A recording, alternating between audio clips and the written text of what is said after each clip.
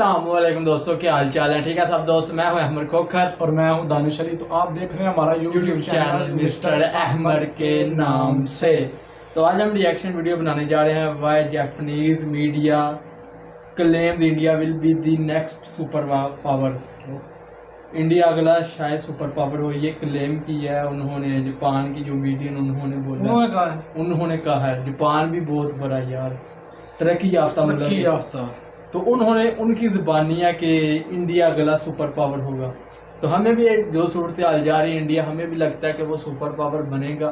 तो फिर रिएक्शन देते हैं। अगर वीडियो अच्छी लगे तो प्लीज़ चैनल को सब्सक्राइब, वीडियो को लाइक शेयर एंड कमेंट कर दें। तो वीडियो अच्छी लगे तो प्लीज़ लाइक ज़रूर कर दिया करें और नीचे कमेंट में बता दें कि अगली वीडियो हम किस पर बनाएं। तो फिर रिएक्शन देते हैं, लेट्स गो। हेलो फ्रेंड्स, मैं हूं गौरव और जापान के न्यूज चैनल के एक टॉक शो में जापान की famous Waseda university of business school के प्रोफेसर ने ये कहा कि मोस्टली इंडिया दुनिया का नेक्स्ट सुपर पावर बनेगा। इनफैक्ट हिरोशी हिराबाशी जो इंडिया में 1998 से लेकर 2002 तक जापानीज एम्बेसडर थे, उन्होंने एक बुक भी लिखी थी जिसका नाम है India the last super power. बस एक मिनट यहाँ पर जरा तारीफों को लगाम देते हैं। अगर हम वर्ल्ड पॉपुलेशन रिव्यू द्वारा कंडक्टेड एक सर्वे रिपोर्ट को देखें तो उसमें जापान मोस्ट इन्फ्लुएंशियल नेशन की लिस्ट में 6th पोजीशन पर आता है और इंडिया तो टॉप 10 में भी नहीं आता। एंड जापान के साथ इंडिया के इतने अच्छे फॉरेन रिलेशंस आखिर कैसे हुए? क्योंकि एक टाइम पर तो वर्ल्ड वॉर 2 की मैं बात कर रहा हूं, जैसे आप जानते होंगे इंग्लैंड के साथ मिलकर इंडिया ने जापान को घुटने पर टेक दिया। तो फिर क्यों जापान आज की तारीख में अपने नेशनल इंटरेस्ट को इंडिया के साथ अलाइन कर रहा है? वेल, इसका जवाब ऑब्वियसली छुपा हुआ है इंडिया और जापान की हिस्ट्री में। जैसे कि आप सभी जानते हो कि जापान एक बुद्धिस्ट मेजॉरिटी देश है with around 67% of the population following Buddhism. और जैसे कि हम सभी ये भी जानते हैं कि बुद्धिज्म ओरिजिनेट कहां से हुआ था। And this is one of those cultural similarities जिससे इंडियंस और जापानीज नेचुरली अपने आप को काफी रिलेटेड समझते हैं। पर यह रिश्ता और भी ज्यादा गहरा हुआ था 1945 की रूसो जापानीज वॉर में। उस वॉर के दौरान छोटे से जापान ने रशिया जैसे जायंट को धूल चटा दिया और इस जीत का नतीजा ये निकला कि उस वक्त फेमस हुए एशिया फॉर एशियंस ऐसे एंटी यूरोपियन नारे। ये नारे इंडिया के जेलों में बंद फ्रीडम फाइटर्स के कानों तक पहुंचे और जो आजादी की आग इंडिया में ऑलमोस्ट बुझ चुकी थी वो फिर से दहक उठी। लेकिन अब इस आग का फिर क्या किया जाए? इसके लिए इंडिया के पास 2 ऑप्शंस थे। एक, या तो वो जापानीज आर्मी का ब्रिटिशर्स के खिलाफ साथ दे, या दूसरा ब्रिटिशर्स को जापान के खिलाफ उनकी वॉर जीतने में मदद करे, ताकि वो हमें बख्श दे। And now as we all know, ऐसे में नेताजी सुभाष चंद्र बोस जी ने पहला ऑप्शन चुना। लेकिन ये तो नेताजी के विचार थे। ज्यादातर फ्रीडम फाइटर्स को ब्रिटिशर्स का साथ देना ही ज्यादा फायदेमंद लगा, जिन्होंने कंडीशन रखी थी फ्रीडम फॉर फ्रीडम। ब्रिटिशर्स की मांगे बिल्कुल साफ थी।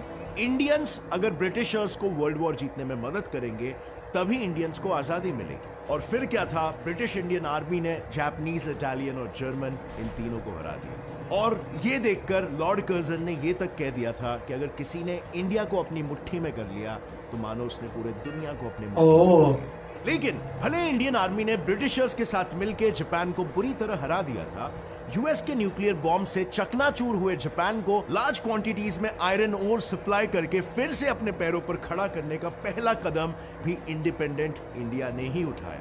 इनफैक्ट वर्ल्ड वॉर 2 के बाद जब सारी जीती हुई western countries international military tribunal for the far east IMTFE के जरिए जापान पर वॉर क्राइम्स का इल्जाम लगाकर उनसे पनिशमेंट के तौर पर और भी ज्यादा पैसे ऐंठना चाहती थी ताकि वो पूरी तरीके से बर्बाद हो जाए, तब अगेन इंडिया ही वो देश था जो इसके अगेंस्ट खड़ा था। इंडियन जज राधा विनोद पाल ने पूरे इंटरनेशनल पैनल के विपरीत जाकर जापान को बचाया और इस बात पर काफी स्ट्रांगली अड़े रहे कि जो कंट्री वॉर में ऑलरेडी अपना सब कुछ खो चुकी है उसे और ज्यादा पनिश करना जास्ती है। But as we all know, एक अंडर डेवलप्ड देश के ब्राउन स्किन जज की बात मानना वेस्टर्न देशों के शान के खिलाफ था और इसीलिए उन्होंने 1951 में अपनी अलग कॉन्फ्रेंस की, सैन फ्रांसिस्को पीस कॉन्फ्रेंस के नाम से, और वहां पर सभी वर्ल्ड वॉर 2 जीते हुए देश हारे हुए देशों पर दुनिया भर के रेस्ट्रिक्शंस लगाने लगे। बट गेस व्हाट, वेस्ट की तरफ से लड़ने के बावजूद भी Indian prime minister Jawaharlal Nehru ने ऐसी अनफ्रेंड्स कॉन्फ्रेंस का हिस्सा बनने से बिल्कुल इनकार कर दिया और अगले ही साल जापान के साथ अपनी एक अलग पीस ट्रीटी साइन करके जापान पर बिलीव करके उसके साथ रिलेशंस आगे बढ़ाए, जिसके जरिए इंडिया ने ऑफिशियली जापान को उसके हर छोटे बड़े प्रॉब्लम्स में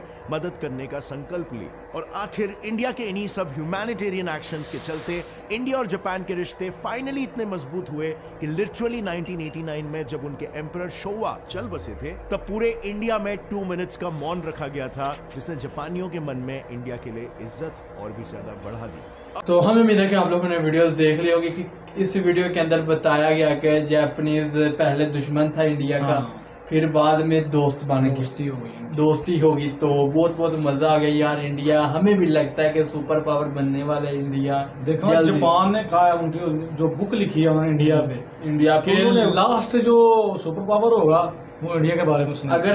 अगर मोदी रहा तो इनका वजीर आजम, फिर अगर चेंज हो गया तो फिर तो चांसेस हमें कम लगते हैं। आपकी तो कोई और सोच होगी शायद। आप तो उन मुल्क में रहते हैं, इंडिया में रहते हैं, लेकिन हम पाकिस्तान में रहते हैं।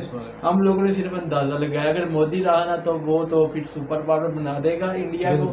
अगर कोई और आया तो फिर हमें नहीं लगता, क्योंकि मोदी ना अपने मुल्क के साथ मुखलस है, लेकिन जो हमारे हुक्मरान है वो अपनी जेबों के साथ मुखलस है। वो मुल्क के गरीब आवाम नहीं देखते, वो सिर्फ अपना पेड़ देखते हैं, कितनी हमें बचत आ रही है, कितनी गरीब आवाम को आ रही है। तो हमारा मुल्क तो डूब रहा है। हमारा मुल्क अगला इंशाल्लाह श्रीलंका वाला बनने वाला है। बन गया, श्रीलंका जैसी हालत हो गई हमारी। तो भाईजान यहाँ पे हर चीज महंगी हो गई है, कोई हाल नहीं है। अब ये देखो ना, यहाँ लाइट भी जाती है ना तो सर्विस भी चले जाती है। सर्विस भी चले, ये बड़ा मामला है। लाइट जाती है, सर्विस गई तो समझो बंदों की सर्विस गई, यानी हमारी सर्विस गई। लाइट का इतना काम नहीं होता जितनी सर्विस का काम होता है। तो बहुत मजा आ गया। आपको भी लगता है क्या इंडिया अगला सुपर पावर होगा? तो हमें तो लगता है हम लोगों ने आपको बता दिया। फिर ओके, अस्सलाम वालेकुम, अल्लाह हाफिज। कितने कहना है? बोल भी साथ, अल्लाह हाफिज।